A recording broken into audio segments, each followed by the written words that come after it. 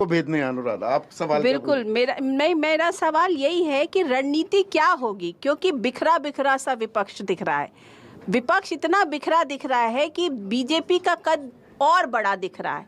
तो जनरल जो वोटर है वो क्या समझे भाई, अगर आप एकजुट होकर के एक साथ नहीं आते हैं तो क्या होगा? देखिए मैं क्योंकि यूपी में हूँ और मैं कई बड़े लीडर से मिला हूँ इधर। कई नेता प्रयास कर रहे हैं, जिसमें तेलंगाना के मुख्यमंत्री हैं केसीआर, वो प्रयास कर रहे हैं कि कैसे भी कोई रास्ता बने जहां अलायंस हो, लोग आएँ, दल जुड़ें। शरद पवार जी भी बीच में कोशिश कर रहे थे। मुख्यमंत्री वेस्ट बंगाल ममता बनर्जी जी, उन्होंने भी कोशिश की। और अब जब बिहार को देखते हैं, जहां पर एक नया अलायंस हुआ है जिसमें नीतीश कुमार जी हैं, तेजस्वी जी हैं, तो मैं समझता हूं कहीं ना कहीं चुनाव से पहले, 24 से पहले कोई ना कोई रास्ता निकलेगा। कोई चेहरा होना चाहिए, नरेंद्र मोदी के बरक्स की ये चेहरा होना चाहिए या चेहरे की जरूरत नहीं? सवाल चेहरे पे नहीं है, सवाल ये है कि बीजेपी सरकार हटे, क्योंकि बीजेपी देश को पीछे ले जा रही, बर्बाद कर रही है। सवाल चेहरे का नहीं है, सवाल ये है कि दल आकर के जनता बदलाव चाहे।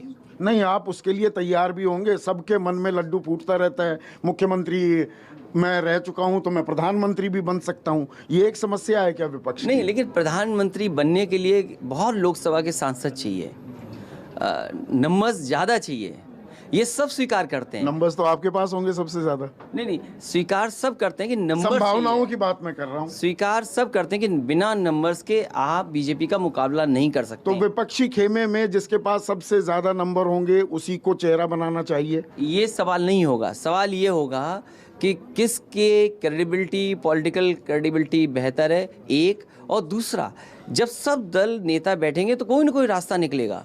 अगर इतने चेहरे हैं तो ये तो खुशी की बात है कि इतने चेहरे विपक्ष के पास हैं, हम किसी को भी चूज कर सकते हैं, हम किसी को भी पिक कर सकते हैं। बीजेपी के पास क्या ऑप्शन है?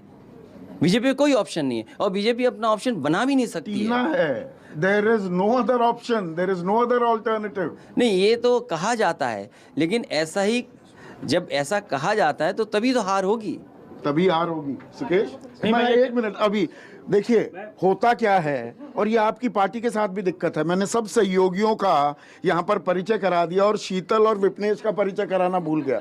आपकी पार्टी भी थोड़ा महिलाओं को लेकर शायद भूल जाती है। शीतल, आप पूछिए। अखिलेश जी, आप एक युवा डायनामिक पॉलिटिशियन है और बहुत उम्मीद के साथ आप आए थे जब मुख्यमंत्री थे तब भी, और आपका रिकॉर्ड भी आपने काफ़ी हद तक क्लीन रखा और क्लीन करने की कोशिश की है। लेकिन फिर ऐसा क्यों है कि चुनाव के वक्त समाजवादी पार्टी को विरोधी विपक्षी लॉ एंड ऑर्डर के मामले को लेकर घेरने में कामयाब हो जाते हैं, जबकि आपकी छवि साफ सुथरी रही और आपने इसको लेकर काम भी काफ़ी किया? नहीं, ये सवाल अच्छा इसलिए पूछा है कि जब मैं मुख्यमंत्री था तो मैं देखता था कि उत्तर प्रदेश की कोई घटना हो उसमें मेरा चेहरा, मेरी तस्वीर लगाई जाती थी।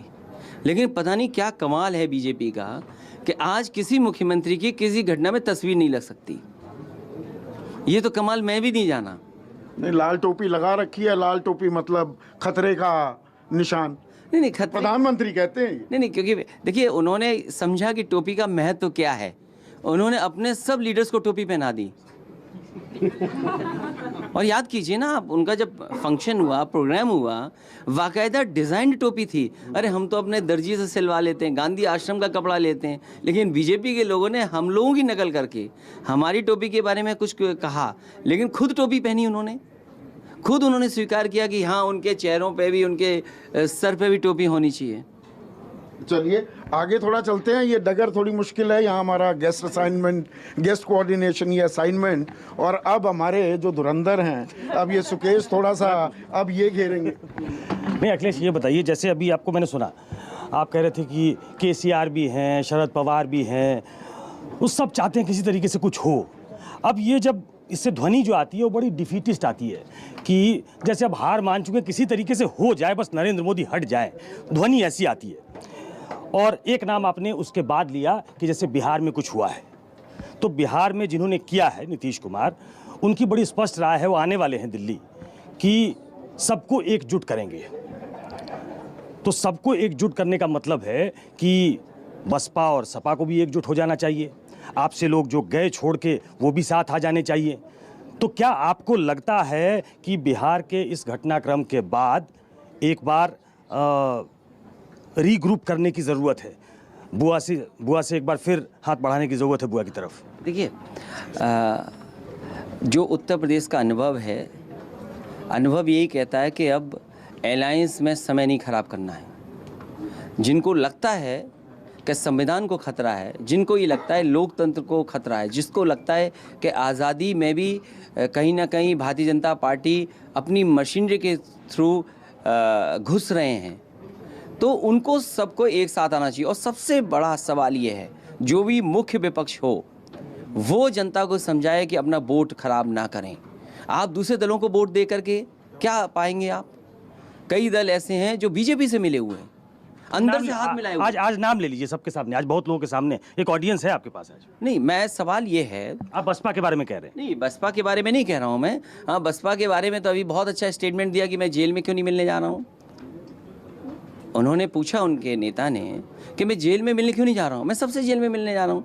लेकिन सबसे बड़ी बात तो ये है कि वो नेता अपनी बनाई हुई खुद की जेल में है और उनके जेलर दिल्ली में हैं।